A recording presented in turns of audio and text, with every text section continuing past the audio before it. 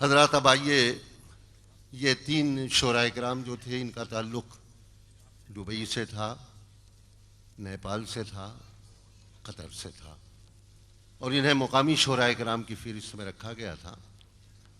لیکن آپ حضرات کا رد عمل جس خوبصورتی کے ساتھ ان کے کلام پر ہوا ہے، میں یہ سمجھتا ہوں کہ غیر مقامی شعراء کرام و کوی حضرات جب اپنا کلام سنائیں گے تو مشاعرے کا آہنگ اور ابھی زیادہ بلند ہوگا. سب سے پہلے میں گزارش کر رہا ہوں،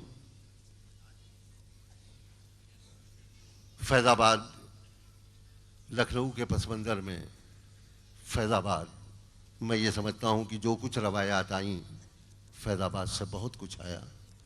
وہاں سے نوابین آئے اور لکھنؤ کے نگار خانے کو انہوں نے ادب سے اور مختلف فنون لطیفہ سجایا. فیض آباد سے تشریف لائے ہیں اردو کے ایک بہت ہی نامور خادم. اردو تحریک میں انہوں نے حصہ بھی لیا ہے، شعر و شاعری ان کے خاندانی پس منظر میں شامل ہے. جناب ڈاکٹر عرفی فیض آبادی، میں گزارش کر رہا ہوں کہ تشریف لائیں اور اپنے کلام سے آپ حضرات کو نوازیں. اور میں آپ کو یقین دلاتا ہوں کہ یہ مشاعرہ رفتہ رفتہ ارتقا پذیر ہو کر کے اپنی معراج پر اس وقت پہنچے گا جب ہم صدر محترم تک پہنچ جائیں گے. ارشاد ڈاکٹر صاحب. جناب صدر اجازت. چونکہ یہ مشاعرہ ریپبلک ڈے اور بھارت کے گنتنتر دیوس کے سلسلے میں ہو رہا ہے، اس لیے میں 4 مصرے پیش کرنا چاہتا ہوں. ارشاد ڈاکٹر صاحب. یہ بھارت دیش ہے میرا، یہ مٹی مجھ کو پیاری ہے. یہ بھارت دیش ہے میرا، یہ مٹی مجھ کو پیاری ہے. اہنسا نام ہے جس کا، وہ شکتی مجھ کو پیاری ہے. اہنسا نام ہے جس کا، وہ شکتی مجھ کو پیاری ہے. رہے انسانیت ہر سو، یہی پیغام ہے میرا. رہے انسانیت ہر سو، یہی پیغام ہے میرا. محبت کی یہی دیوی ہماری ہے، تمہاری ہے. واہ.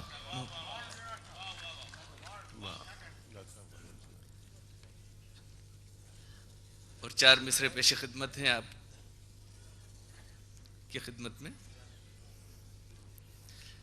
میں محبت کا خواب لایا ہوں، میں محبت کا خواب لایا. میں محبت کا خواب لایا ہوں.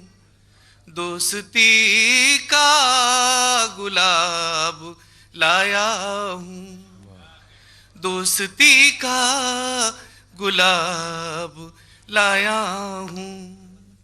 مجھ سے تم کو جفا کی تھی امید، میں وفا کا جواب لایا ہوں.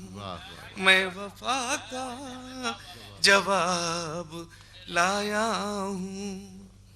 میں وفا کا جواب لایا ہوں. ایک چھوٹی سی غزل سن لیجئے، اس کے بعد پھر غزل ارشاد کریں ڈاکٹر صاحب.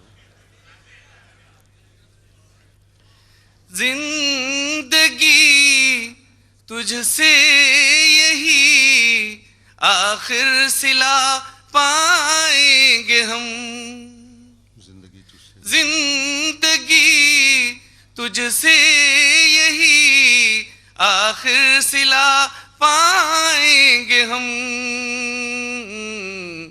زرد پتوں کی طرح ایک دن بکھر جائیں گے ہم. زرد پتوں کی طرح ایک دن بکھر جائیں گے ہم. زندگی تجھ سے یہی آخر صلہ پائیں گے ہم.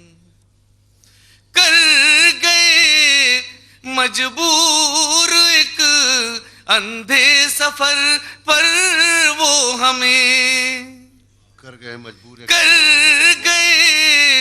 مجبور ایک اندھے سفر پر وہ ہمیں.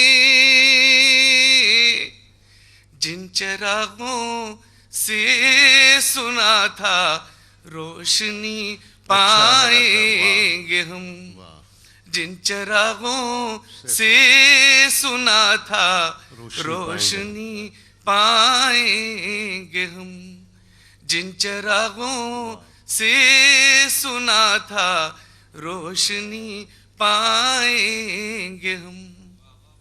اور حضرات آپ کی نظر ایک شعر ہے،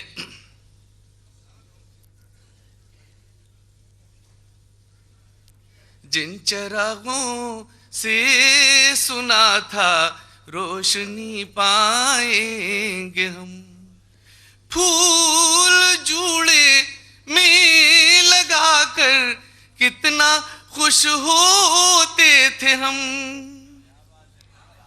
پھول جوڑے میں لگا کر کتنا خوش ہوتے تھے ہم، کس کی خاطر اب ستارے توڑ کر لائیں گے ہم، کس کی خاطر اب ستارے توڑ کر۔ ڈاکٹر صاحب شعر عجیب و غریب ہے، پتہ نہیں اپنے جوڑے میں آپ لگا رہے تھے یا کسی اور کے، ایک بار اور عنایت ہو، دونوں مفہوم نکل رہے ہیں۔ ہاں نہیں، دراصل جیسا آپ نے بتایا کہ یا سبھی جانتے ہیں کہ دبئی پوری دنیا ہے، تو ظاہر ہے کہ یہاں پوری دنیا کے لوگ ہیں، اور وہ اپنے پورے خاندان کے ساتھ یہاں نہیں ہیں، بلکہ اکیلے اکیلے ہیں، ان کی نظر ہے یہ شعر۔ پھر پھول جوڑے میں لگا کر، پھول جوڑے میں لگا کر کتنا خوش ہوتے تھے ہم، کس کی خاطر اب ستارے توڑ کر لائیں گے ہم، کس کی خاطر اب ستارے توڑ کر لائیں گے ہم۔ اور ایک شعر پھر آپ ہی کی نظر ہے، ہم نہ کہتے تھے کہ رشتے پیار کے مضبوط ہیں، ہم نہ کہتے تھے کہ رشتے، ہم نہ کہتے تھے کہ رشتے پیار کے مضبوط ہیں، تم سمجھتے تھے کہ سایہ ہیں بچھڑ جائیں گے ہم، تم سمجھتے تھے کہ سایہ ہیں بچھڑ جائیں گے ہم۔ اور غزل کا آخری شعر، رات آتی ہے تو آئے اب کوئی خطرہ نہیں، رات آتی ہے تو آئے اب کوئی خطرہ نہیں، رات آتی ہے تو آئے اب کوئی خطرہ نہیں، رات آتی ہے تو آئے اب کوئی خطرہ نہیں، اوڑھ کر فکروں کی چادر تھک کے سو جائیں گے ہم، اوڑھ کر فکروں کی چادر تھک کے سو جائیں گے ہم، اوڑھ کر فکروں کی چادر تھک کے سو جائیں گے ہم۔